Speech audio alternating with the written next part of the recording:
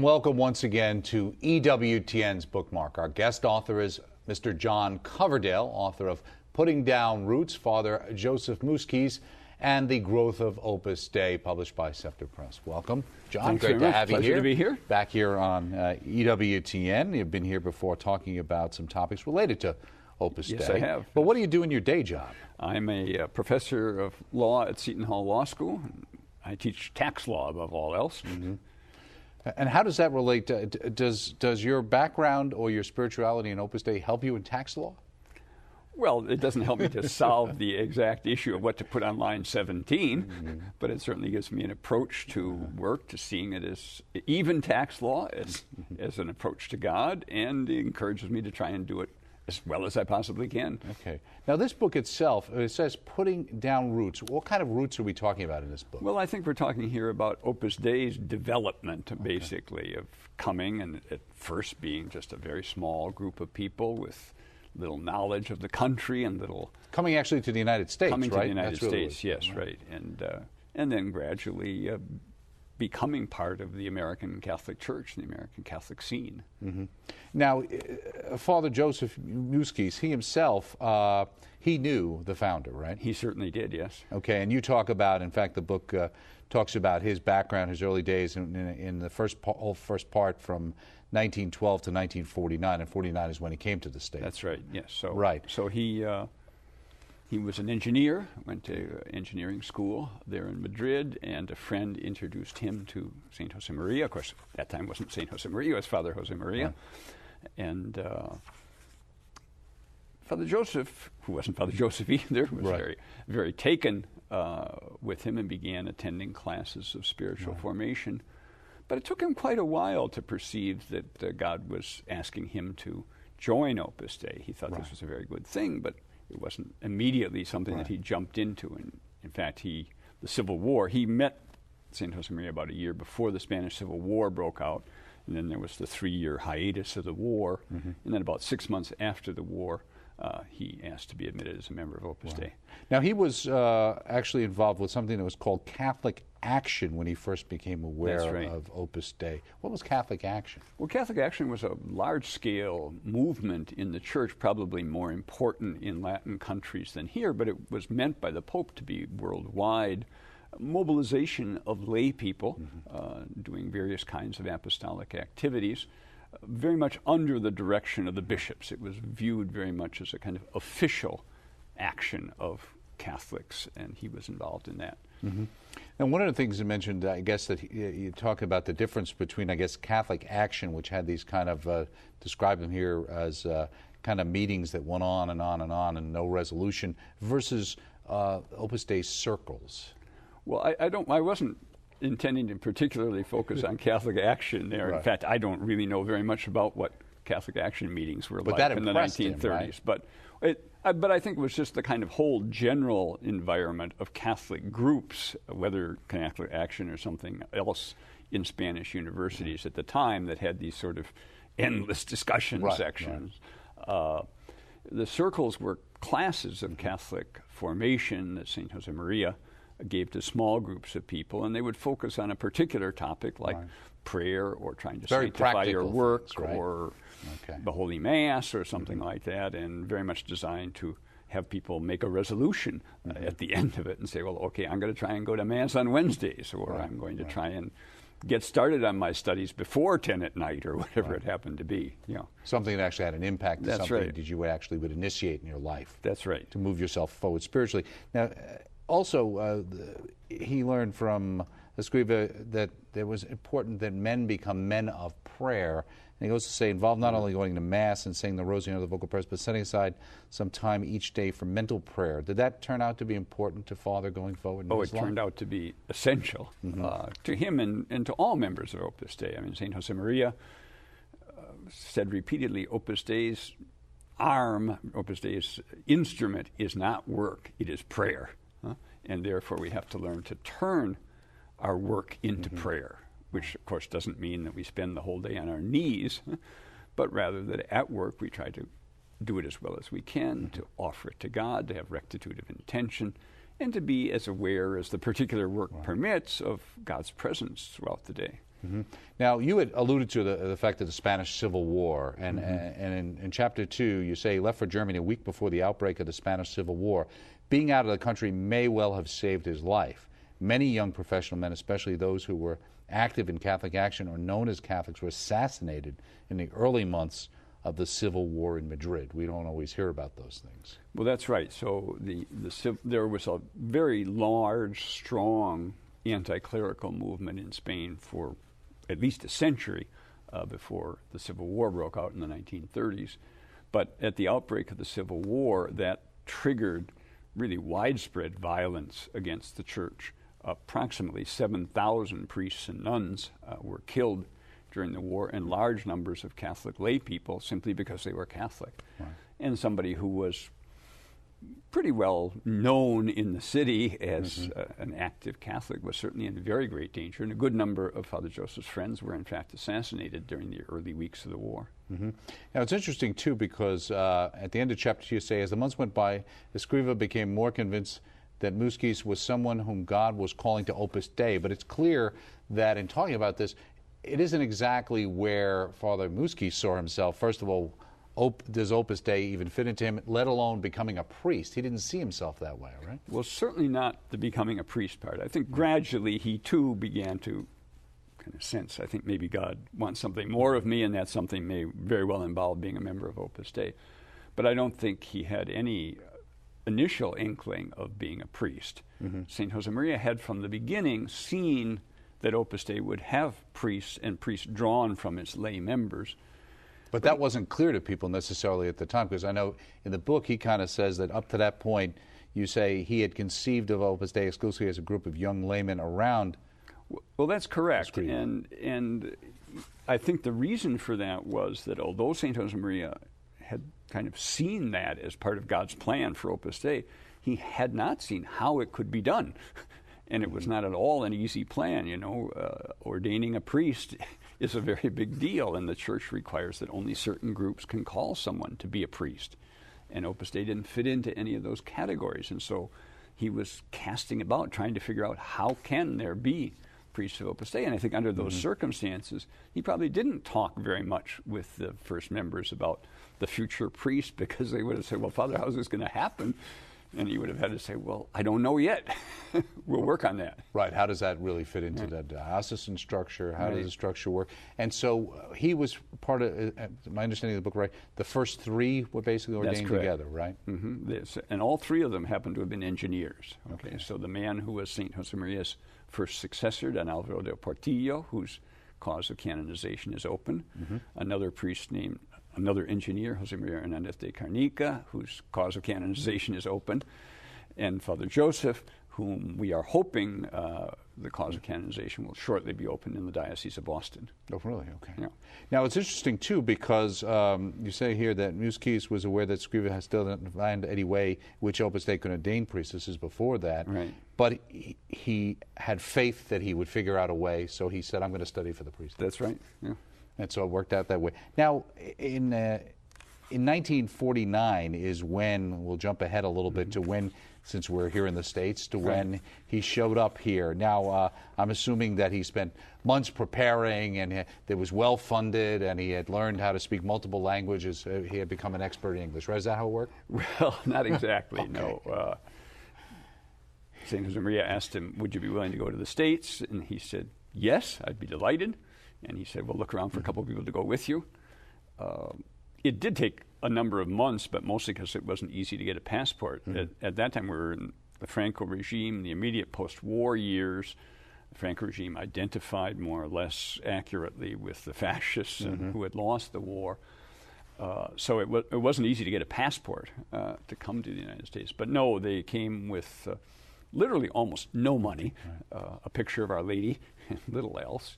And neither Father Joseph nor the other people who came really spoke much English. Did he come with one other person at the time? No, he came with about three other people. Okay. One came right with him on the same flight. And then a couple days later, a few more people joined him. And there was one person who had already been here doing postdoctoral studies in physics for a couple of years before, which is probably why they ended up going to Chicago. Right. Because he was located there. Right. I guess in the beginning, on the first steps in the United States in 48, he decided time had come for Opus Dei, which had already begun activities in Italy, Portugal, England, France, and Ireland, to come across the Atlantic. He was especially anxious to begin in the United States. I guess there had been one gentleman who would indicate that there was they painted a picture of glowing possibilities. Right. What do you think were those glowing possibilities? Well, I think he just said, Father, people here can really understand our message, and people here really work hard, so a message of sanctifying your daily work is going to resonate with people here, and they're good people. And he was an enthusiast, too. I mean, just by temperament, he was a very enthusiastic fellow. Now, it's interesting, too, because one of the things he says here that I guess when Father Muzquiz was heading out, that Escriva urged Muzquiz not to be afraid of making mistakes. It's better to have to turn back in 2 things than to fail to do 98 for fear of making a mistake. It's better to have to turn back in 2 things than to fail to do 98 for fear of making a mistake. That's right. Is that a central theme to many things? I think it's very characteristic of his personality. Right. And I think it's connected to another facet that I really only thought about when I was working on this book, was the degree to which he let the people in each country do what they thought best. So Father Joseph was, almost from the day he got here to Chicago, looking for the next place to go, the next city. And he was a restless personality, loved to travel, and was always looking for a new place where we could start. The people who went to Brazil went to Rio and they started multiple centers, but they didn't move out of Rio for 25 years. Right, okay. And I think St. Josemaria said, hey, it's up to you to figure out if that's what's going to work best for you. Right, right, exactly. Now, also, there's kind of an odd connection to Harvard University.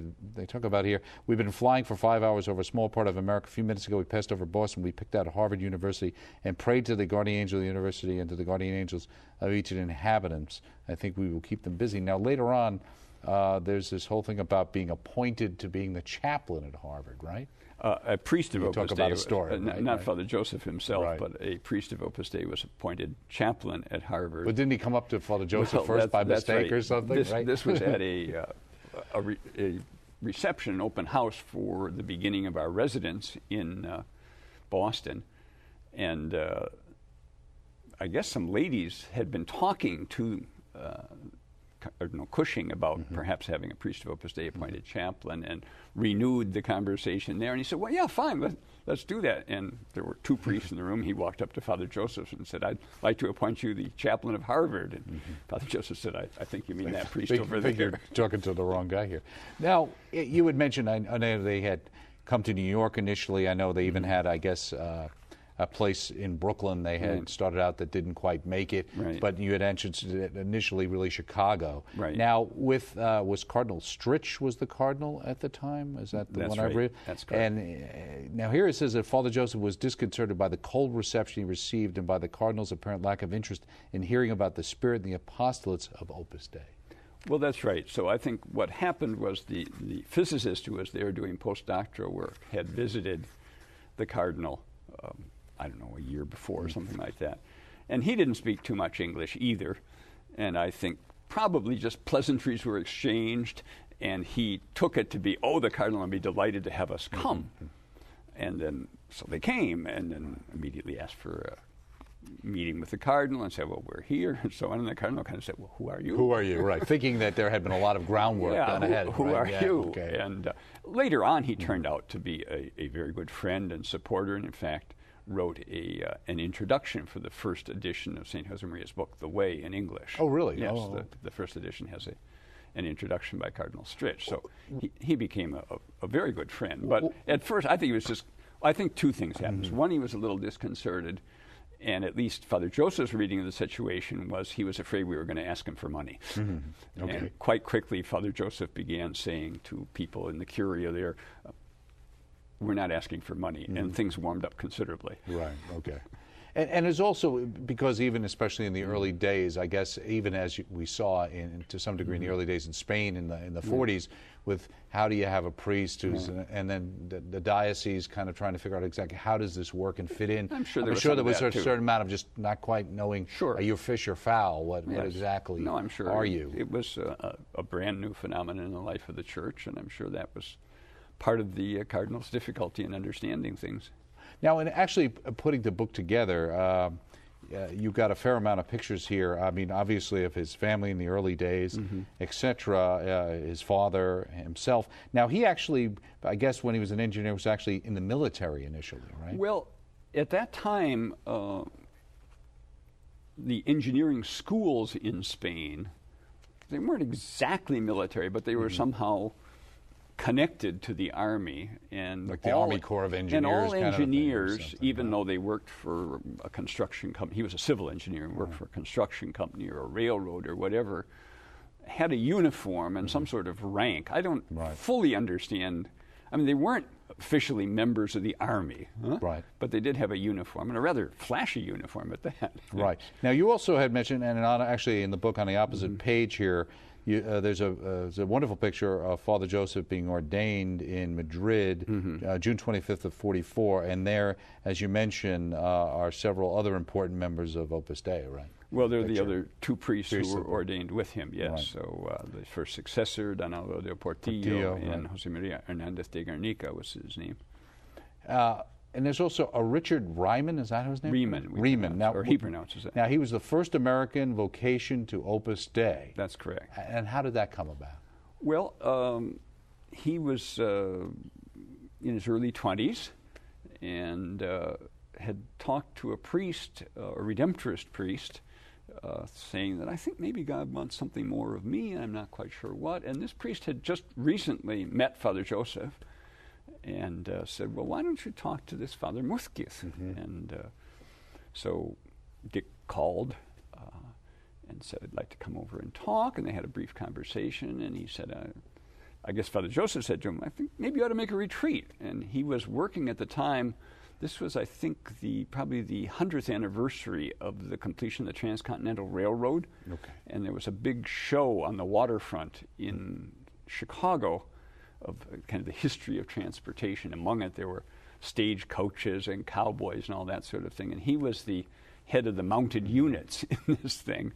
And this show was 7 days a week. So he said, well, I'd like to, but I can't make a retreat. I got a job 7 days a week. And he asked him what his hours were. And I don't know, he started at 10 in the morning, something like that. He said, well, look, do this. When you finish in the evening, instead of going home, come here to our little residence, which say it just opened. And in the morning, we'll have I'll preach, and we'll have Mass, and you'll have breakfast, and then you go off to work, and we'll do that for a few days, and that'll be your retreat.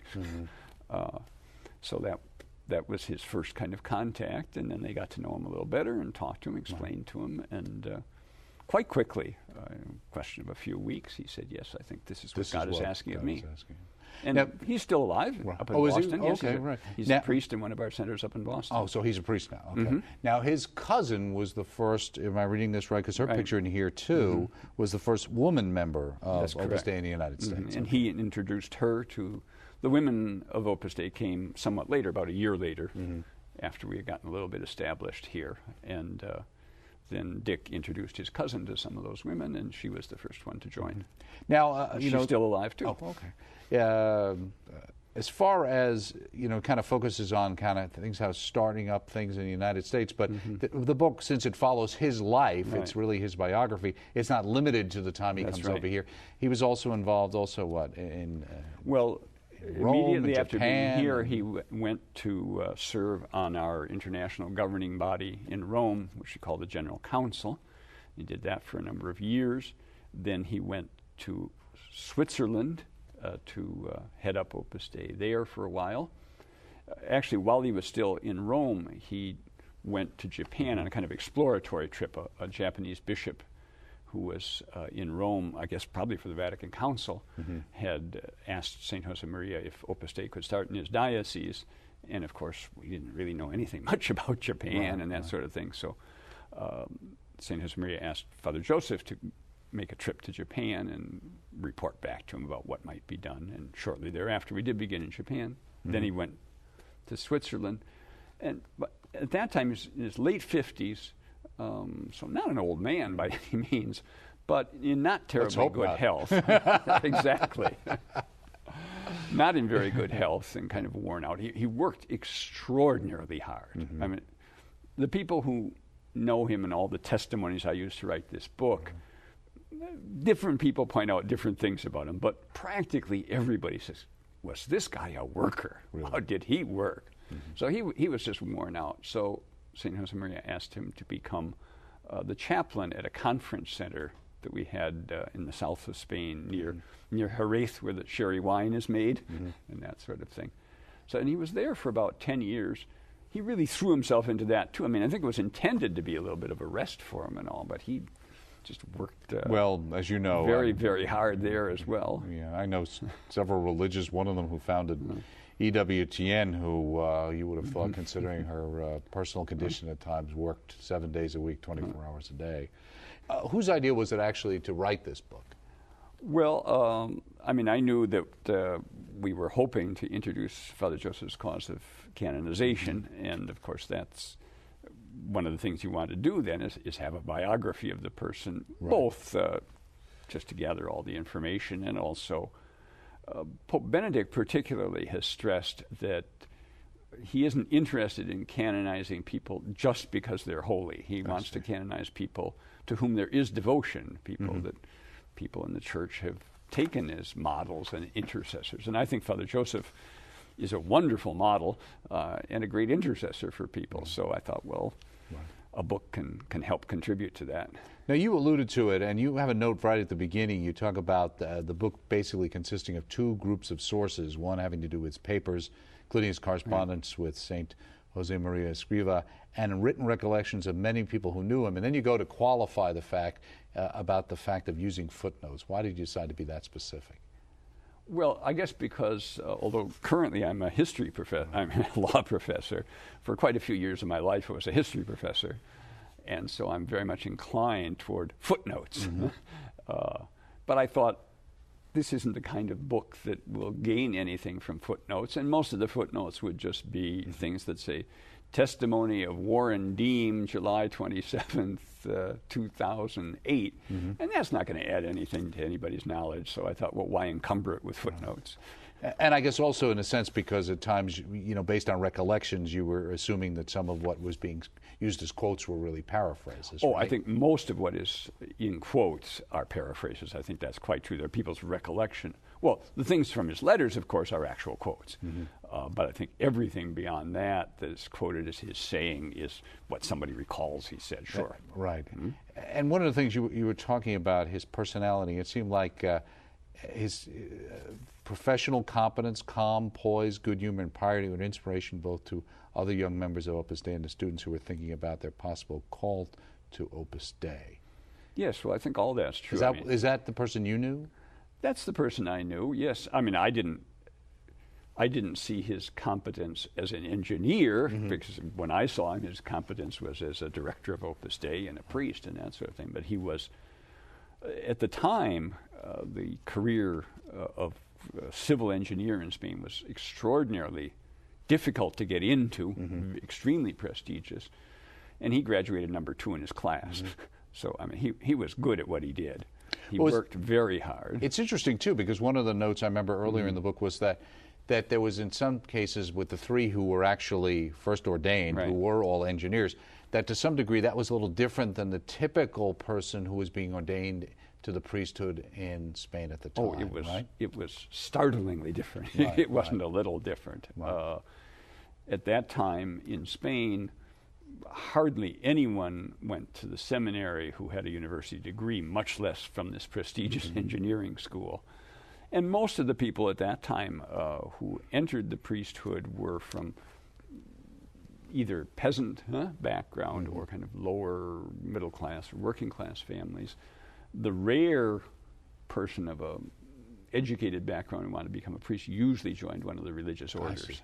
Okay, so, well, just before we go, because we're out of time, you working on anything else right now?